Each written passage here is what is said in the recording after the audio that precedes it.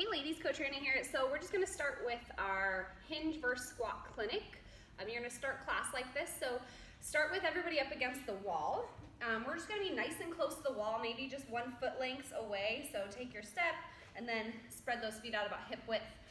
So we're going to start just group lead. You're going about 60 seconds. You don't have to time it exactly, but really just talking about the focus of the hinge. So our focus on the hinge first is to tuck that rib down, and we want to keep the back nice and flat. So instead of just sticking our butt out here, we're hinging and keeping this nice and tall and long. So as they're against the wall, what they're all really going to try to do is push their hips back until their butt touches the wall, and they come back tall and squeeze their glutes. So hinge, so really not letting that low back arch and letting their ribs pop out. So that's that first goal. We're just going to be here for 60 seconds.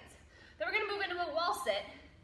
So wall sit, again, just practicing our squat. So the difference is our chest is tall now and our butt is low. Knees should be out right like our regular squat. Low back's pushed into the ground or into the wall. Knees over the ankles. We're just going to hold here. If you guys want to, encourage your vets to drop lower, they always can. Then we're going to kind of come maybe 1.5 or 2 foot lengths away from the wall and practice that same hinge. They got to reach a little bit further and go a little bit lower this time. So if they're not quite getting it, or there's a few ladies that need a little bit more practice, then just keep them closer to the wall. But they're on those hinges. Again, their butt's reaching back. Ankles over the knees over the ankles, as you reach, and keeping the back flat. So we shouldn't be seeing this or this. Nice and flat as we reach, okay? Then we're gonna go into squat therapy is facing the wall. So really, your arms are up. The closer you all to the wall, the harder this is. So stand back a little bit. We're just gonna kind of keep our arms up as we squat. If they're really good, they can step nice and close. So it just forces them to keep their knees back, because if you're close to the wall, you can't hit your knees on the wall, or your chest will hit. So they're only going to be going low enough that keeps their chest up, because they can't end up hinging, okay? Then we're going to go just group lead. They can head out on the floor. If any of them, you have any vets that want to grab handbags, they can do this. But we're just going to start with a good morning. So either hands behind the head.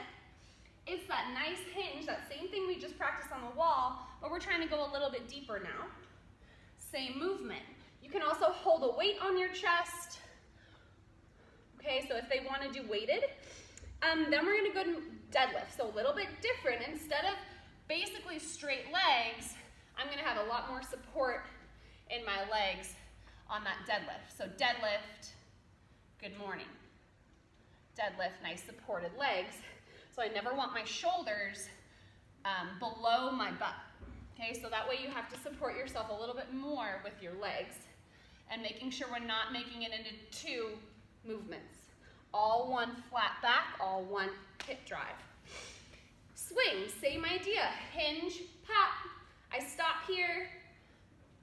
I'm not doing this bendy action. And it's also, again, it's that same hinge. We're not doing this, and we're not doing this. Okay, so that hinge is used over and over and over again. Then you're going to group lead through squats. We've got our perfect squat.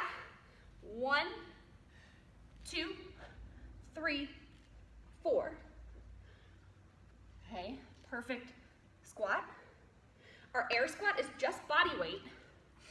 Another really good option is to have a box nearby, maybe a little bit taller for those of the ladies who don't get that much range of motion, but they can actually sit down on the box and stand up. I would say quite a bit higher than that. And then squat touchdowns.